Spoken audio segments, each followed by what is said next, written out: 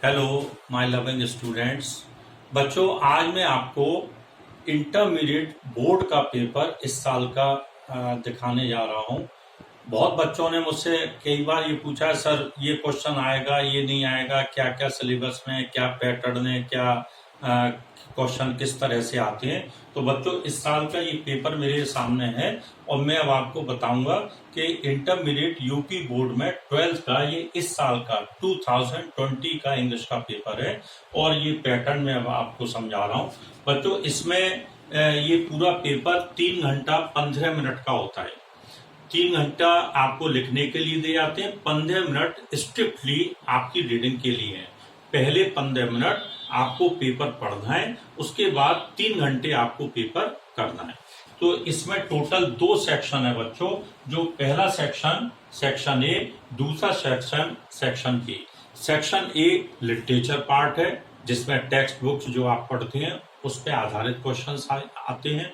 और जो section B है वो लैंग्वेज पार्ट है, जिसमें पूरा ग्रामर से संबंधित चीजें हैं। तो बच्चों, ये पेपर 2020 का यूपी बोर्ड का है, सेक्शन ए। इसमें इंग्लिश प्रोज में से 2 एक्सप्लेनेशन आते हैं, जिसमें कि बच्चों को एक एक्सप्लेनेशन करना है और ये 8 नंबर का होता है बच्चों। उसके बाद इंग्लिश प्रोज में से 3 शॉर्ट क्वेश्चंस आपको मिलेंगे। इन 3 शॉर्ट क्वेश्चंस में आपको केवल एक शॉर्ट क्वेश्चन आंसर करना है, जो 4 नंबर का है। और 3 में से जो आपको आंसर लिखना है वो 30 वर्ड्स में आपको आंसर देना है।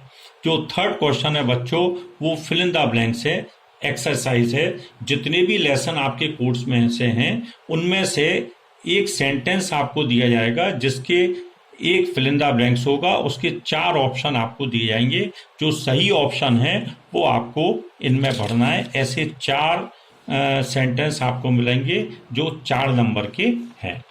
उसके बाद में बच्चों, जो फोर्थ क्वेश्चन है, फोर्थ क्वेश्चन में आपको मर्चेंट ऑफ वेनिस जो आपके प्ले है उसमें से एक लॉन्ग क्वेश्चन आपको करना है। 2 लॉन्ग क्वेश्चन आएंगे, जिसमें से आपको एक लॉन्ग क्वेश्चन करना है जो 8 नंबर का है। 5th क्वेश्चन ये शॉर्ट स्टोरीज का है, जिसमें आपको 3 क्वेश्चन दिए जाएंगे और आपको 2 शॉर्ट क्वेश्चन लिखने हैं। इनको भी आपको 30 वर्ड्स में ही लिखना है। ये शॉर्ट क्वेश्चन 3 में से 2 आपको करने। ये 4 नंबर के और 8 नंबर के क्वेश्चन है बच्चों। 6th क्वेश्चन ये इंग्लिश पोइट्री में से जो आपकी पोइम्स हैं, कोई से 2 एक्सप्लेनेशन आपको मिलेंगे और 2 एक्सप्लेनेशन में आपको एक एक्सप्लेनेशन करना है with reference to the context. और ये एक एक्सप्लेनेशन 8 नंबर का आपको करना है। आपको 8 नंबर का दिया जाएगा। क्वेश्चन नंबर 7th, ये 7th क्वेश्चन में आपको इंग्लिश शॉर्ट पोइम में से ही 3 पोइम दी जाएंगी, जिसमें कि एक का सेंट्रल आइडिया आपको लिखना है। ये क्वेश्चन भी आपको 6 नंबर का मिलेगा।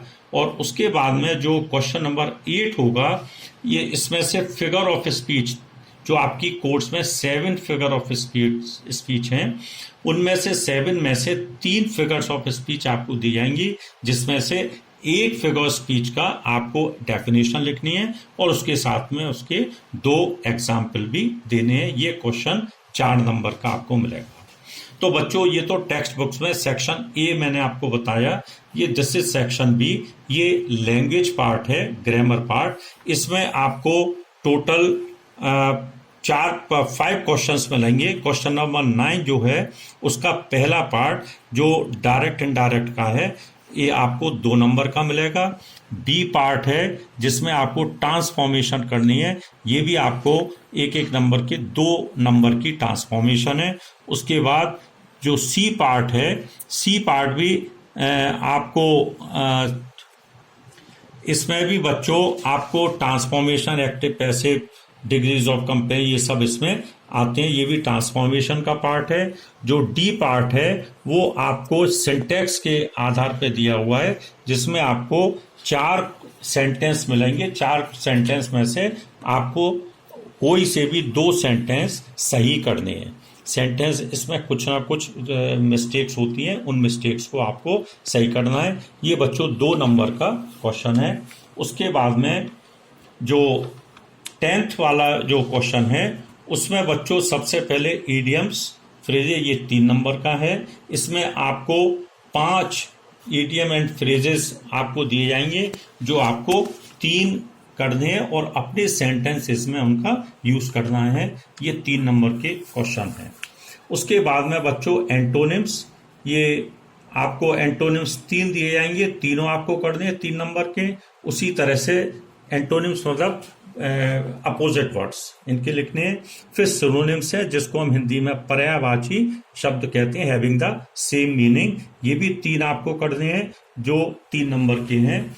उसके बाद में जो डी पार्ट है वो 1 वर्ड फॉर अ सेंटेंस, एक सेंटेंस के लिए पूरा एक शब्द, ऐसे 3 सेंटेंस आपको मिलेंगे, इनमें से एक आपको करना है। वहां पे देखिए आपको सब 3-3 करने, लेकिन यहाँ पर आपको 3 में से केवल एक करना है जो 3 नंबर का है। उसके बाद में जो ई पार्ट है ये homophones, having the same sounds, लेकिन उनके मीनिंग डिफर होते हैं बच्चों। ये एक ही आपको होमोफोन मिलते हैं और ये भी 2 नंबर के हैं। आपको इनको अलग अलग सेंटेंस में जो डिफरेंट इनके मीनिंग है उस मीनिंग में सेंटेंस बनाकर इनका यूसेज करना है। बच्चों मेन जो कंफ्यूजन आपको है वो क्वेश्चन नंबर 11 में है। मुझसे कई फोटो भी भेजा है बच्चों ने, ये कहा है कि सर इसमें ये आया, ये हमें करना है। बच्चों मैं फिर बता रहा हूं, क्वेश्चन नंबर 11 में 3 पार्ट हैं। Question number 11 has 3 parts, part 1, part 2 and part 3। This is part 3। बच्चों क्वेश्चन नंबर 11 का पहला जो पार्ट है वो यूपी बोर्ड के बच्चों के लिए पार्ट 1, जिसमें ट्रांसलेशन दिया हुआ है हिंदी टू इंग्लिश, ये आपको करना है। बाकी पार्ट 2 और पार्ट 3 नहीं करना है। ये इंग्लिश मीडियम के जो बच्चे होते हैं उनके लिए होता है, हमेशा याद रखिए। क्वेश्चन नंबर 11 में 3 पार्ट्स होंगे, 3 पार्ट्स में से जो पार्ट 1 है वो आपको करना है, पार्ट 2 और पार्ट 3 नहीं करना है। उसके बाद में क्वेश्चन नंबर 12 है। 12 में एस्से दिए जाएंगे, उस एस्से में से जो आपको 5 टॉपिक्स दिए गए, एक एस्से आपको 200 वर्ड्स के आसपास वो लिखना है एस्से। और लास्ट में जो क्वेश्चन होता है, ये दिस इज अनसीन पैसेज, ये कंप्रीहेंशन है। अनसीन, कहीं से भी आपको एक पैसेज दिया जाएगा और उसमें उसी पैसेज पर आधारित ये क्वेश्चन होंगे जो 6 नंबर के 6 मार्क्स को कैरी करेंगे। ये क्वेश्चन अनसीन पैसेज आपको इस तरह करना है। तो बच्चों ये this question paper has 2 part, section A, section B, और इसमें ये 3.25 घंटे का पेपर है बच्चों। इस तरह से ये पेपर आएगा आपका। बच्चे मुझसे लगातार ये पूछते हैं कि सर इसमें पार्ट 2, पार्ट 3 हमें करना है या नहीं करना है, और इसमें से क्वेश्चन पूछे जाते हैं। नहीं बच्चों, मैंने फिर बता दिया, क्वेश्चन नंबर 11 में 3 पार्ट्स हैं, उसमें पार्ट 1 ही आपको करना है, पार्ट 2, पार्ट 3 नहीं करना है। ये मैंने बच्चों इसलिए बताया जिससे आपका कंफ्यूजन बिल्कुल दूर हो जाए और आप इसी क्वेश्चन पेपर के आधार पर नेक्स्ट अपने जो बोर्ड पेपर्स जो 2021 में होंगे उनकी आप प्रिपरेशन करें। और डिग्रीज ऑफ कंपैरिजन जो मैं आपको बता रहा था, मैं उसकी क्लासेस जो है आपको बहुत जल्दी उसमें अपलोड हो जाएगी, तो आपको पूरी डिग्री ऑफ कंपैरिजन उसमें मिल जाएगी और आप इस क्वेश्चन पेपर को अच्छी तरह से कर लें। Okay, happy learning.